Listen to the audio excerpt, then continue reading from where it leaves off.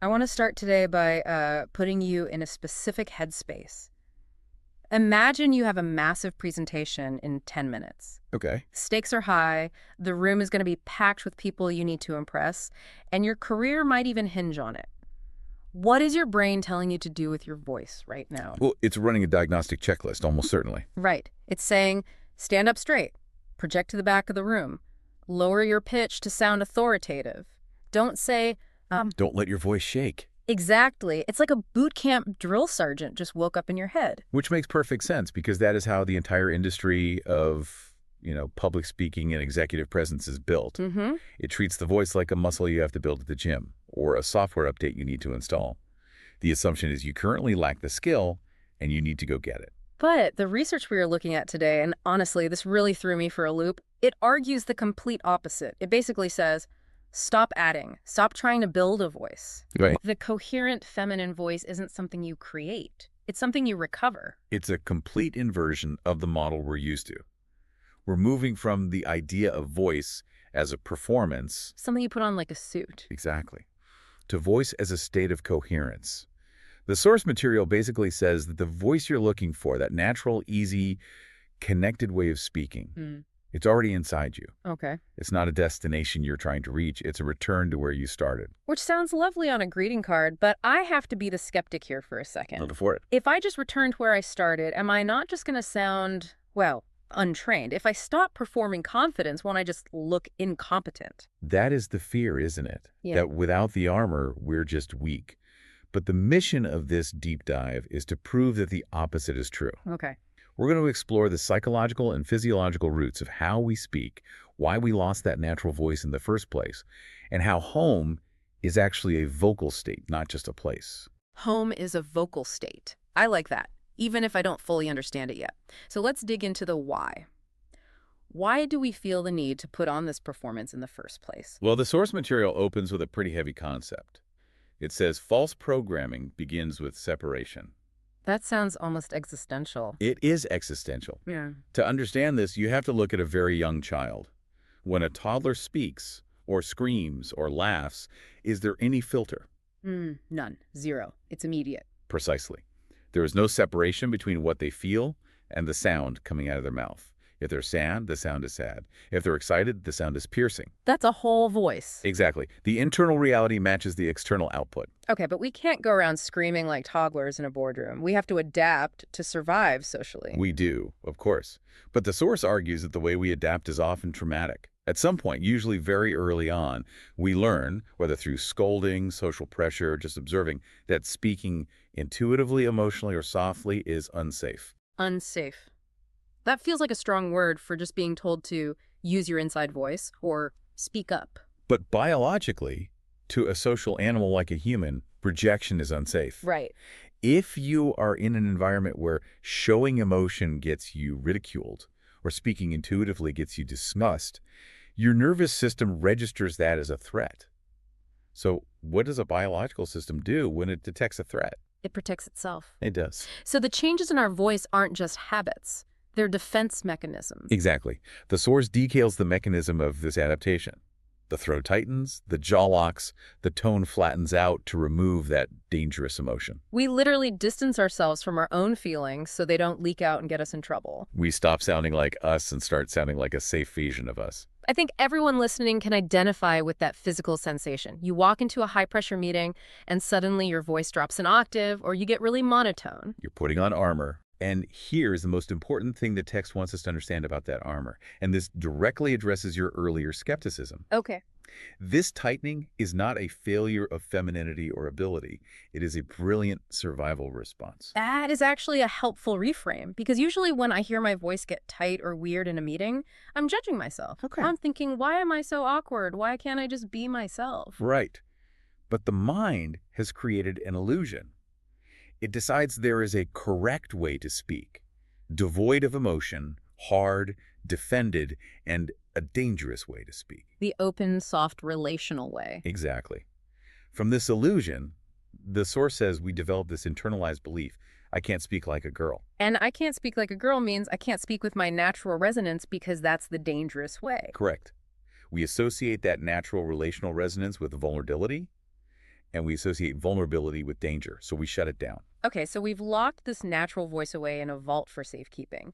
But the premise here is that we don't need to build a new voice, we need to open the vault. My question is, how do we know it's even still in there? If I've spent 20 years practicing my corporate voice, haven't I basically atrophied the natural one? The source is very firm on this. You Mm. cannot lose it. It's physiological. Okay. And it asks you to look for evidence in your own life. The coherent feminine voice, and again, feminine here refers to a quality of connection, not just gender. It appears naturally wherever safety exists. So environments where the threat level is 0. Exactly. The text lists specific conditions, environments that are emotionally safe, non-judgmental, relational rather than hierarchical, and my favorite description, environments that are slow enough to listen. Slow enough to listen. That hits home. It makes me think of maybe late at night talking to your partner, or whispering to your dog, Yeah. or even just talking to yourself when you're cooking dinner. Let's stay with that talking to the dog example for a second.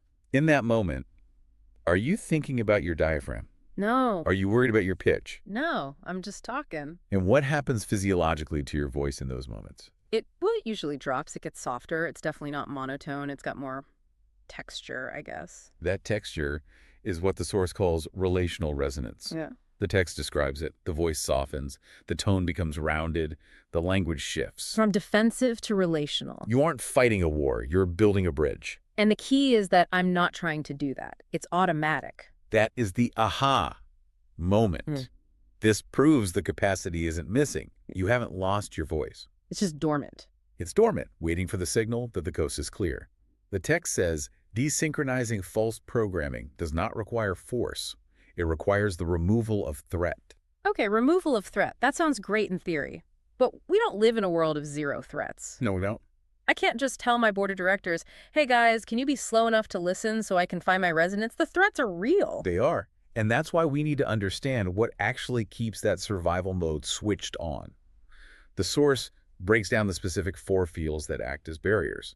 Let's run through these because I suspect this is where the rubber meets the road. Okay, the first 2 are the fear of misinterpretation and the fear of dismissal. Fear of dismissal is the big one for me, and I think for a lot of people. For sure. We tighten our voices and get loud because we are terrified that if we speak softly or take a pause, we'll get talked over. We equate soft with invisible. And this brings us to the most radical section of the text, the redefinition of strength. Okay. We are culturally conditioned to think of strength as dominance, loudness, force. The command the room style. Exactly. But the source argues that the coherent feminine voice works on a different physics. Yeah. It is not weak, it is regulated. It prioritizes continuity over dominance. Continuity over dominance. Can you unpack that? Think of it like water versus a hammer. Mm. A hammer strikes and dominates a single point. It's forceful, but it's brittle. Right. Water flows continuously. It fills the space. It moves around obstacles. It is persistent. It has weight. The text says this voice relies on clarity rather than volume and confidence rather than assertion. I feel like confidence and assertion are used interchangeably a lot. How is the source distinguishing them? Assertion is often about pushing your reality onto someone else. It has a forward attacking energy. Right. Confidence in this context is about standing in your own reality. It's the belief that your presence is enough. So assertion is, you must listen to me. Confidence is, I am speaking. Precisely. And this connects to the idea of trust. The source says confidence doesn't come from being louder or sharper. It comes from trusting responsiveness. Trusting that you can handle whatever comes back at you. Yes. So you don't need to put up a wall of sound preemptively. That requires a lot of vulnerability, though, which I assume is one of the other fears. It is. The fear of vulnerability and the fear of being seen. Being seen is a tricky one. We say we want to be seen, we want the promotion, we want the stage, but when everyone is actually looking at us, We freeze. Because biologically, being seen by the tribe often meant you were about to be judged, attacked, or exiled. so we armor up. We armor up. But this leads us to the core solution the text offers. The antidote to these fears is a state called coherence. We've used that word a few times now. It sounds a bit technical like physics or lasers. The coherent voice. What does that actually mean for a human being? In this context, coherence is about internal agreement. It's when your feeling, your thought, and your intention all line up. So the opposite of that fake it till you make it advice, like when I'm feeling terrified but trying to sound brave. Exactly. When you're terrified but acting brave, Your system is incoherent. Your frequency is split. And the voice gets thin or tight? Or pitchy, because the body is fighting itself. But when feeling, thought, and intention align, the source says the tone aligns automatically.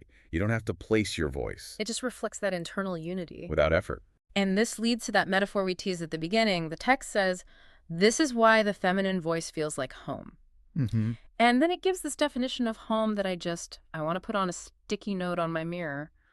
Home is where nothing needs to be proven. It's a profound statement, isn't it? Yeah. Home is where nothing needs to be proven. Yeah. If you are speaking from a place of needing to prove your intelligence or prove your authority or prove your worth, you are not at home in your voice. You are visiting a battlefield. Oh, wow. Yeah. You're on the defensive. You're lobbying for your own value. But when you are at home, when you are coherent, the mechanics of speech change. Mm. The source lists the practical signs of this recovery. How do you know when you're getting there? Okay. It says, pauses are allowed. Emotion is not rushed. Intuition is not second-guessed. And this is a big one. Softness is not corrected. Softness is not corrected. That stands out to me. How often do we hear ourselves getting emotional or soft and immediately try to fix it? All the time. Like, oh, sorry, let me toughen up. Let me get back to the data. The source calls that the voice arguing with itself. And the result of stopping that argument is peace. It says, peace returns when the voice no longer argues with itself. Ease returns when expression is no longer strategic. Strategic. That hits hard. Yeah. We are so strategic with our communication. Translated? If I say it this way, they'll think this. If I pause here, I'll look powerful. It's exhausting. It is exhausting because it belongs to performance. It requires constant energy to maintain the facade. The goal here is for the voice to belong to the body. Okay, I'm with you on the philosophy, but I want to push back on the practical application again. Please. We have this internal state of home. We have coherence, but we still have to go into that boardroom where people might interrupt us. How does this soft, coherent voice actually survive in a hostile environment? This is the critical question of space. Mm. The source describes the spatial dynamic of the coherent voice very specifically. Yeah. It says this voice does not dominate space. It fills it. Fills it, like a gas or a light rather than a projectile. Yes. And here is the crucial part for anyone worried about being run over in a conversation. The text says this voice does not fragment under attention.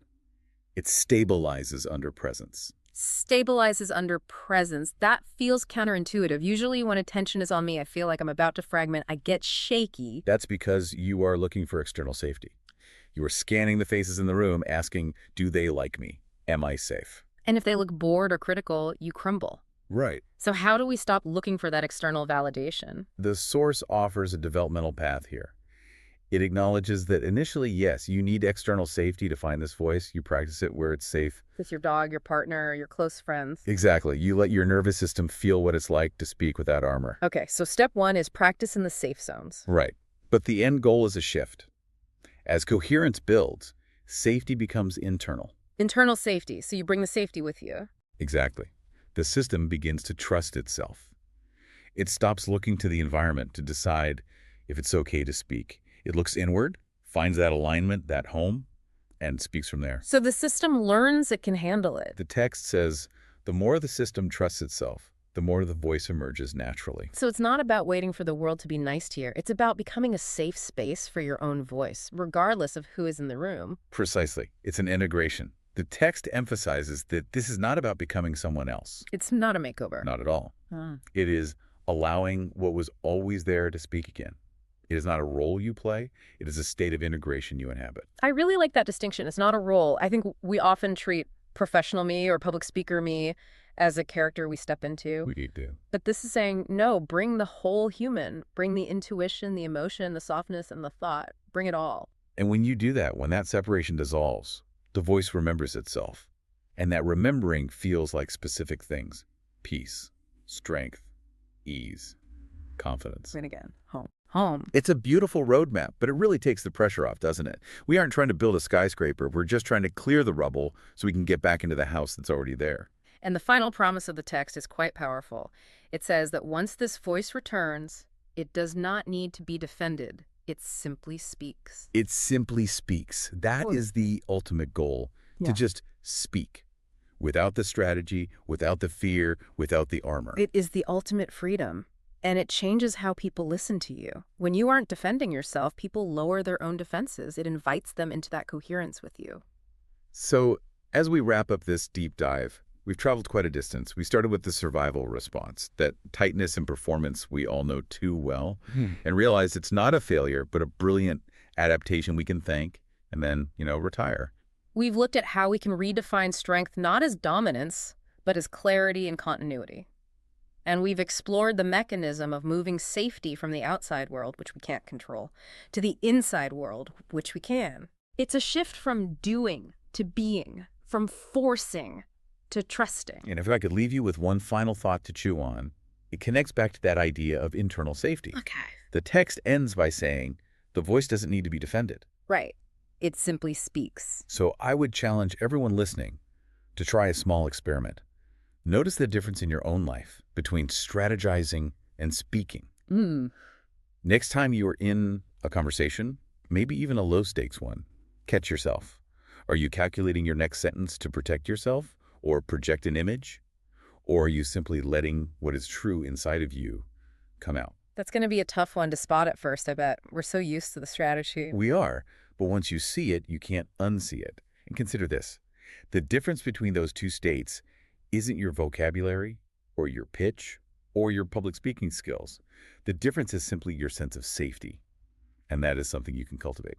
That is something worth working on. Thank you so much for breaking this down with us today. It's been a quieter, more reflective deep dive, but I think a really transformative one. It's a real pleasure. We'll see you next time. Take care of your voices, everyone.